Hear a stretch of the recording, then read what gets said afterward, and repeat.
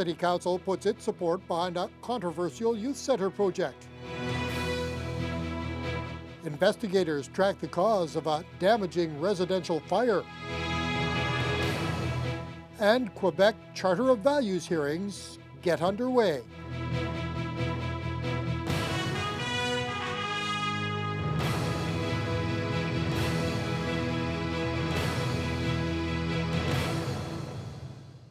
Good evening and thank you for joining us. Well, for the first time, members of City Council are expressing concern over a proposed youth center. The Indian Friendship Centre and the city have been working on a partnership for months. The plan would result in the Port Arthur Pros Vita taken over by the IFC and converted into a youth facility. There's been a small but vocal opposition to the idea, but until now, Council seemed very supportive of the move. Dennis Ward has the latest. Phase of the project. Some big changes to the proposed youth center at the Port Arthur Pros Vita were made public at Monday's meeting. The biggest includes holding off on a third phase that included a $1.8 million expansion to the building. But that doesn't change the city's financial commitment to the project of $2.5 million and $300,000 on an annual basis. Until now, no concerns had really been raised about the funding or a lack of alternative options. Anytime we've had a report that talks about spending $2.5 million and $300,000 a year, we've had options. And I don't have it here. And I'm just frustrated with that. And the fact that we didn't go and ask other people in the organization specifically what they could do with $300,000 a year. If we get into the budget process this year, we're going to be faced with some daunting issues. The daycare increases, MPAC, who knows what that is going to do. As much as I like sports, I just can't see funding right now. The new event center and the art gallery is great, except I just can't see funding that right now. But many on council had no doubt in their mind about supporting the project and partnering with an organization with a 50-year track record. It wasn't something initiated by the city, but it's been presented to us. And I would suggest that this is an opportunity we don't want to let go. They provide a service that gives kids direction and hope. Direction and hope. And one of the things that we find is that children who are out there, kids, they don't have that direction and hope. What happens? They wind up getting into difficulties. And who pays for that difficulty? We do, one way or another. Hebert and Gertuga were the only votes against moving ahead with the plan, but council support doesn't mean this is a done deal. Senior levels of government are being asked for $5.3 million, and if they don't come to the table, there is no project. The IFC and the city will be seeking that commitment by the end of March. That's when a hold on this building is set to expire. Dennis Ward, TBT News. Meanwhile, the city has some huge decisions when it comes to its child care operations. The 4 city-run daycares are facing a decline in enrollment and massive budget increases. Jonathan Wilson has more on the challenges ahead. Is it really that bad a situation for the city? And clearly it is. Councillor Ken Boschkoff says he and his colleagues were caught off guard by some of the numbers in a report on daycares. The 4 city-operated centres are losing kids to full-day kindergarten. The city's role in the childcare system has also fallen to just 15% due to an increase of more than 600 new spaces in the city in the past 5 years. Throw in reduced money from the province to run the daycares, and it all adds up to a big budget increase of nearly $1 million by next year. Boschkoff says the math is clear. The city was there when there was no supply. We addressed the need. Now other people have taken up the issue and resolved the problem, but it may be that the taxpayers, to the tune of $1 million or just about, end up paying just to keep the system going. Some municipalities facing similar constraints have decided to get out of providing daycare altogether, and that could be an option for this council too.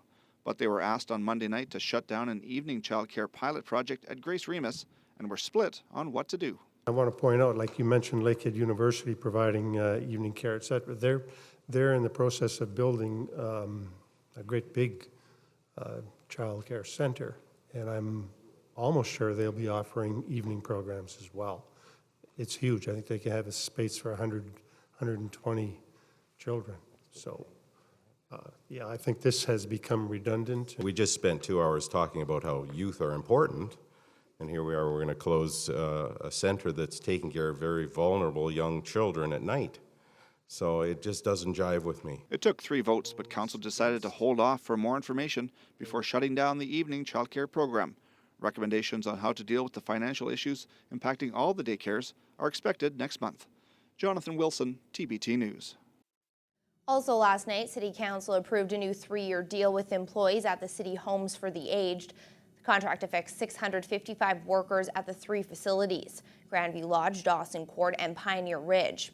It includes a 1.75% wage increase in each of the 3 years. The union members ratified the agreement last week. City Manager Tim Camiso calls the wage settlement fair and fiscally responsible. Well, in other news, a house fire that broke out yesterday afternoon on Mountain Road remains under investigation, but fire officials say they have no reason to believe it's suspicious.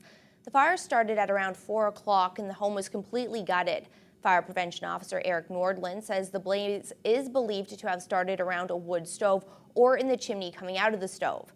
The house was under construction at the time, and the wood stove may have been used to provide heat for the people working inside. There were no injuries in the blaze. The owner of the home was reportedly out of the city when the fire occurred. The last remaining section of the Fort Francis Mill has been idled indefinitely. Resolute Forest Products announced it intends to close down paper machine number 5 by the end of January, laying off about 150 workers. 60 employees will stay on to secure the company's assets as Resolute repositions its options. The layoffs come 2 months after 50 employees lost their jobs when the company shuttered paper machine number 7. Kraft pulp production at the mill was eliminated in February of 2012. Resolute officials cite market conditions as the reason for the shutdown, which will last at least through the first business quarter of 2014. Paper machine number 5 produced 97,000 metric tons of groundwood annually, which is commonly used in books, magazines, and advertising. Well, last week's cold temperatures prompted plenty of Thunder Bay residents to turn up their thermostats. That in turn placed more demand on the Thunder Bay generating station. After a scheduled shutdown in December, the plant has been running steadily since it reopened at the beginning of January, operating at max capacity during peak times of the day. Come this time next year, however, the generating station is scheduled to be fully converted from coal to advanced biomass and operating at a reduced yearly capacity. So will the plant be able to handle another cold snap in 2015? Manager Chris Freilich says yes, at least for a while. So when we're on advanced biomass, we'll have a contract for 15,000 tons per year. That equates to about 30 gigawatt hours. So year to date, we've generated about 10 gigawatt hours. So we certainly could have accommodated our demand pattern from last week and could have sustained that over the next little while. The generating station will undergo a second round of biomass testing next week in preparation for the conversion, which is scheduled to be complete next January. A Winnipeg man who survived a plane crash at North Spirit Lake is suing the airline and the estate of the dead pilot. Investigators determined the January 2012 crash was caused by pilot inexperience, icing, and a blizzard. In his statement of claim, Brian Sheed is suing Keystone Air Service and the estate of the pilot for damages he suffered in the crash, which killed 4 of the 5 people on board. Sheed says he received numerous injuries when the plane went down short of the runway and onto the frozen lake. He was able to escape the burning plane and pull the pilot out, but the pilot did not survive. Sheed is suing for several items, including pain and suffering. For people who have a criminal record attached to their name, the process of moving on from that can often be a struggle.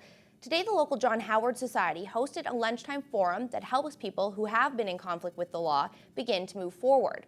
This is the second session in the past few months, and this time around over 30 people attended. Today's forum dealt with the misconceptions that having a criminal record can mean for someone. Kevin Haynen is the program manager with the John Howard Society.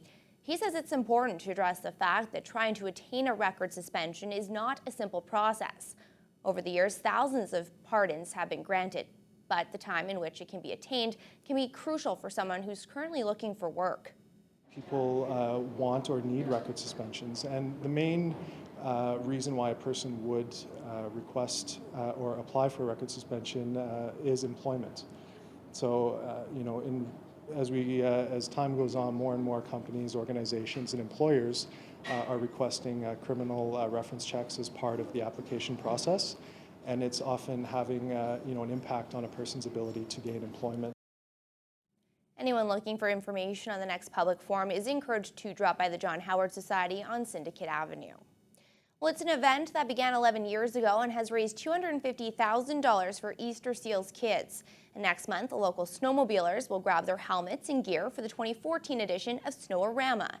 The Thunder Bay event will once again head south of the border to Grand Portage. Snow-A-Rama brings together snowmobilers across northwestern Ontario as well as Minnesota to enjoy some of the best trails in the north. The event takes participants on a fun-filled day of riding over 100 kilometers of fresh snow. The money raised will help provide programs that allow Easter Seals kids to experience freedom, independence, and a sense of accomplishment. We also have summer camps. They're in Southern Ontario. We have 2 fully accessible summer camps, and it's a great opportunity. We have kids from Northwestern Ontario, from Thunder Bay, Dryden, Fort Francis, and we fly them to these camps, and it's 10 days to be around. Everyone has a physical disability. Everything's fully accessible, and it's such a great opportunity for these kids when you talk to them when they get back, and the smiles on their faces, and making plans for next year to go back again. The Snow-A-Rama event is scheduled for February 8th. Anyone looking for information on how to participate can visit the Easter Seals